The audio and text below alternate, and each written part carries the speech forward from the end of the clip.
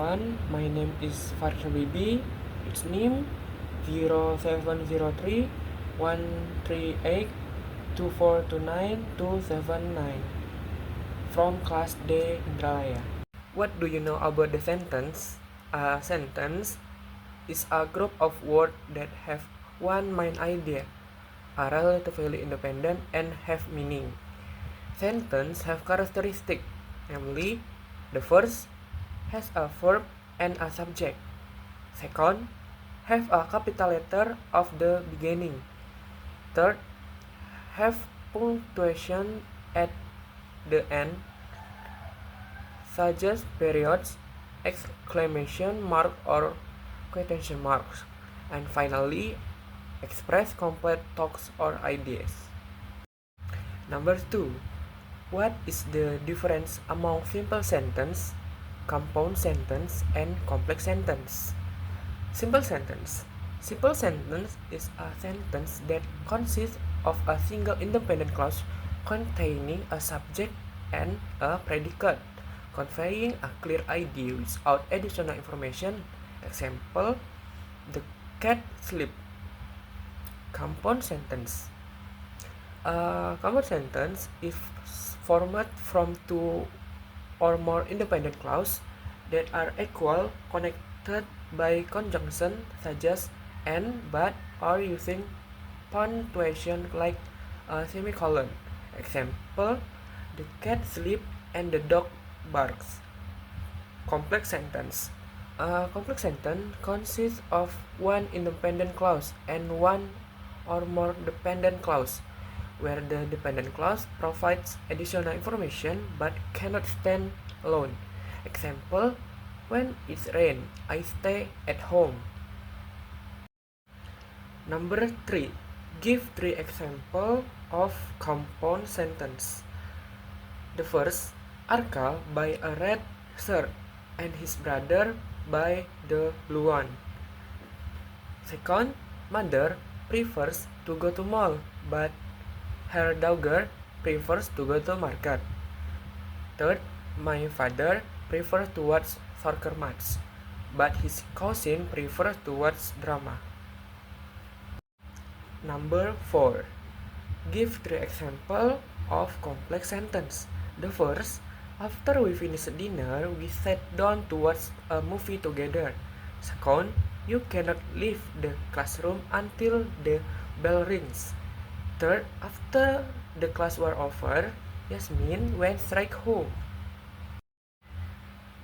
Number 5. Mention and explain about 3 types of subordinate clause. Adverb clause. This clause modify verbs, adjective, or other verbs, answering questions like when, where, why, or how. For example, I will call you when I arrive. Second, adjective clause. This clause modify nouns and pronoun, providing more information. An example is, the book that I borrowed is fascinating. Where that I borrowed describe the book. Third, noun clause. This function as noun within a sentence, acting as subject or object. For instance, what you said surprised me, where what you said serves as the object, as the subject. Number 6. What is adjective clause? Give 3 examples of adjective clause. An adjective clause is a dependent clause that modifies a noun or pronoun, providing more information about it. This clause typically begins with relative pronouns such as who, whom, whose, which, or that. Example of adjective clause. The book that I borrowed from you is fascinating. Second, the teacher who inspired me is retiring this year. Third, the car which was parked on site belongs to my neighbor. Number 7. What is noun clause? Give 3 examples of noun clause.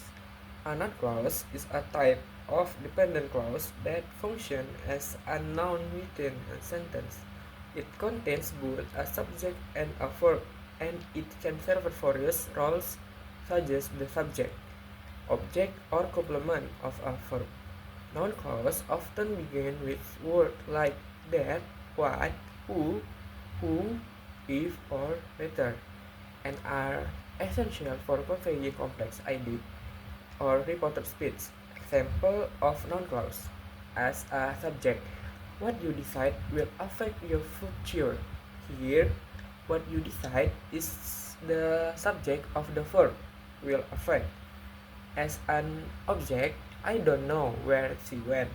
In this case, where she went acts as the direct object of the verb know. As a subject complement, the truth is that he was right.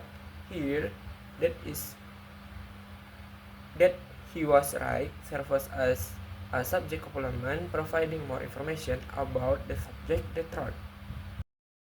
Number 8. What is adverbial clause? Give 3 examples of adverbial clause. An adverbial clause is a dependent clause that functions as an adverb and provides this information about a verb, adjective, or adverb in an independent clause with the capacity to answer questions such as how, when, where, and why. The various types of adverbial clause include adverbial clause of time, place, cause, reason, result, purpose, condition, contrast, concession, and manner. Example: time: I'm going to give her this present after our surprise party on Tuesday. Place: I take it with me wherever I go. Purpose: I tell you the best route so that you arrive on time. Number 9. When do we use coordinate and subordinate conjunction? Coordinating conjunction. Coordinating conjunction are used to connect two things that are equal or of the same importance. Both parts connected can stand alone. Example: and I like rice and noodles, mentioning two things that are equally important. Or, do you want tea or coffee? Giving a choice. But she studied, but she didn't pass, showing a contrast. Rather, it wasn't he who came, rather, it was his friend, indicating what true. Subordinating conjunction. Subordinating conjunctions are used to connect two clauses where one clause, the dependent clause, depends on the other, the main clause. So, one part cannot stand alone without the other. Example: because I was late because it rained, showing the reason. So that she studied hard so that she could pass, showing the purpose. As a result, he got sick. As a result, he could go, showing the consequence. Although it rained, I still went out, showing contrast. If you come, I will be happy, showing a condemnation. Number 10. Is pronoun reference important? Why? Yes, pronoun reference is crucial for clear and effective communication. When pronouns like he, she, it, they are used, they must clearly connect to their antecedents, the nouns they replace. A clear pronoun reference ensures that the reader understands exactly which noun the pronoun is referring to, thus avoiding confusion.